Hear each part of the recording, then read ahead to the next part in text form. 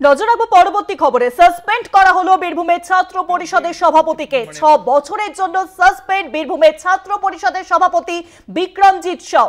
Social মিডিয়াতে live করে বোলপুরের আইসিকে আক্রমণ ছাত্র পরিষদের সভাপতির, এবং যার জেরেই এবার সাসপেন্ড করা হলো তাকে। 6 বছরের জন্য সাসপেন্ড করা হলো বীরভূমের ছাত্র পরিষদের সভাপতি বিক্রমজিৎ সাউ। ইতিমধ্যে বীরভূম কিন্তু একেবারে বলা যেতে পারে যে খবরের শিরোনামে, আর সেই আবহে এবার সাসপেন্ড করা হলো বীরভূমের ছাত্র পরিষদের সভাপতিকে। আর এই বিষয়ে আরো বিস্তারিত আলোচনা করব। ফোন লাইনে রয়েছেন আমাদের বিশেষ প্রতিনিধি দেবজ্যোতিদা। দেবজ্যোতিদা, 6 বছরের জন্য সাসপেন্ড করা হলো তৃণমূল পরিষদের সভাপতিকে, ছাত্র পরিষদের সভাপতি, ঠিক কি অভিযোগ তার বিরুদ্ধে? দেখো, গত দুদিন আগে তিনি একটা সোশ্যাল মিডিয়াতে পোস্ট করেছিলেন। সেখানে তিনি অনুব্রত মণ্ডলের পাশে দাঁড়িয়েছিলেন এবং বোলপুর থানার আইসি সম্বন্ধে বেশ কিছু অভিযোগ করেছিলেন, যা কিন্তু আইন বিরুদ্ধ। তারপরে তৃণমূল ছাত্র পরিষদের পক্ষ থেকে বিক্রমজিৎ সাউকে 6 বছরের জন্য সাসপেন্ড করা হয়েছে। যদিও এখনো পর্যন্ত অনুব্রত মণ্ডল তিনি শুধুমাত্র ক্ষমা চেয়েই পার পেয়ে গেছেন।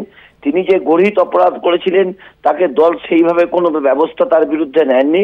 শুধুমাত্র দল শোকজ করেছিল এবং তাকে 4 ঘন্টার মধ্যে নিঃশর্ত ক্ষমা চাইতে বলেছিলেন। সেখানে তিনি ক্ষমা চেয়েছিলেন, কিন্তু বিক্রমজিৎ সাউ তিনি যে কাজটি করেছেন সেটাও কিন্তু আইন বিরুদ্ধ। তিনি যেভাবে অনুব্রত মণ্ডলের পাশে দাঁড়িয়ে বীরভূমের আইসিকে আক্রমণ করেছেন, তার বিরুদ্ধে যেমন এফআইআর হয়েছে, তেমনি কিন্তু দলের পক্ষ থেকে তৃণাঙ্কুর ভট্টাচার্য কিছুক্ষণ আগে জানিয়ে দিয়েছেন দল বিরোধী কার্যকলাপের জন্য তাকে 6 বছরের জন্য সাসপেন্ড করা হলো।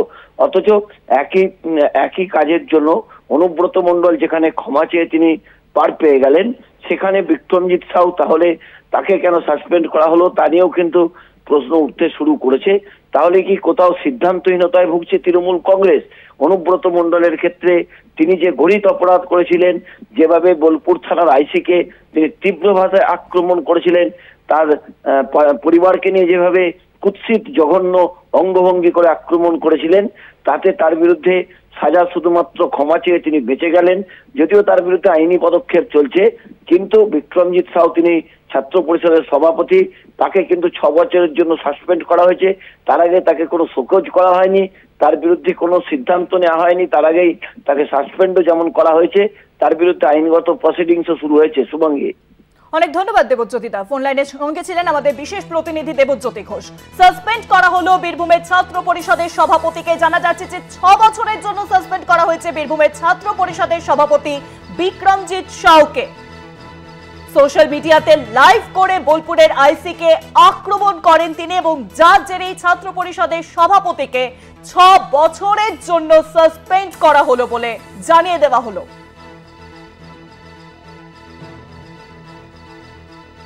আর এ নিয়ে আরো বিস্তারিত আলোচনা করব। ফোন লাইনে রয়েছেন বীরভূমের প্রতিনিধি মনা বীরবংশী।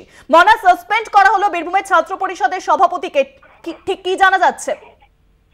দেখো, একেবারেই তাই। তুমি জানো যে আজ দিনভর যেমন অনুব্রত মণ্ডল বোলপুর থানার আইসিকে যে হুমকি, সেই অডিও ক্লিপ ভাইরালকে ঘিরে সংবাদ শিরোনামে বীরভূম ছিল, ঠিক সেরকমই বিক্রমজিৎ সাউ তিনি বীরভূম জেলা তৃণমূল কংগ্রেসের ছাত্র পরিষদের সভাপতি, একদা অনুব্রত মণ্ডলের ঘনিষ্ঠ হিসেবে পরিচিত ছিলেন। কিন্তু তার যে ভিডিও ভাইরাল হয়েছে তাতে কিন্তু স্পষ্ট দেখা যাচ্ছে যে বোলপুর থানার যিনি আইসি লিটন হালদার, তাকে বলছেন আপনি তো বীরভূমে থাকবেন, আপনাকে আমরা দেখে নেব। সরাসরি তাকে হুমকি দিচ্ছেন।